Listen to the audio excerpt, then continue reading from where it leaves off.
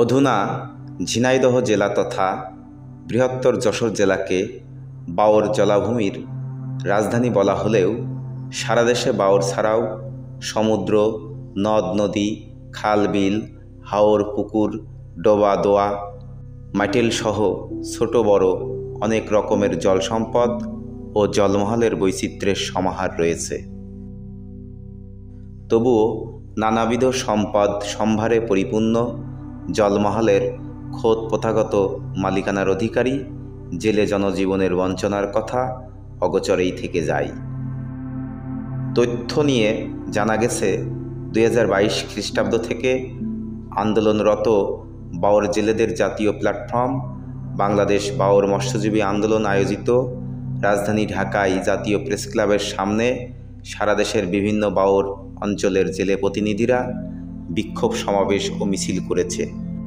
ঢাকায় সচিবালয়ে মৎস্য প্রাণী সম্পদ উপদেষ্টার কার্যালয়ে বাওর মৎস্যজীবী জেলে প্রতিনিধিদের সাথে অনুষ্ঠিত বৈঠকে ইজারা বাতিল, জলমহলের জেলেদের সমাজভিত্তিক সমবায় মালিকানার দাবিতে লিখিত স্মারকলিপি গ্রহণ করেছেন মন্ত্রণালয়ের উপদেষ্টা ফরিদা আক্তার।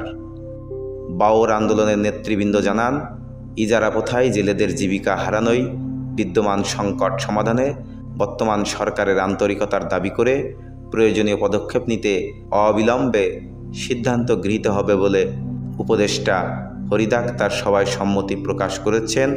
এ মর্মে জানিয়েছেন জেলে প্রতিনিধিরা।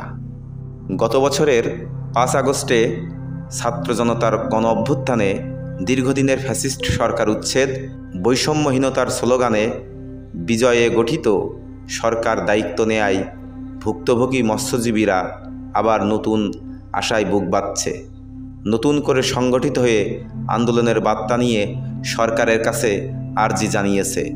ঝিনাইদহ যশোর অঞ্চলের বাওর ছাড়াও দেশব্যাপী বিশেষত দেশের দক্ষিণ পশ্চিমাঞ্চলের সবগুলো বাওর নিয়ে সমন্বিত পরিকল্পনা গ্রহণ করে স্বার্থবাদী গোষ্ঠীর কবল থেকে রাষ্ট্রের সম্ভাবনাময় সম্পদ বাওর সহ জলমহলগুলো উদ্ধার করে প্রকৃত মৎস্যজীবীদের ন্যায়সঙ্গত ও প্রথাগত মালিকানার ভিত্তিতে অধিকারের নিশ্চয়তা বিধানে জালজার জলাতার নীতির আলোকে 6টি বাওরে 30,000 ও সমগ্র দেশে বাওর পরের হাজার হাজার মানুষের জীবন জীবিকা নিশ্চিত করতে সরকার যথাযথ ভূমিকা গ্রহণ করবেন বলে স্বপ্ন বুনছেন জলমহলের সারা দেশের জেলে সম্প্রদায়।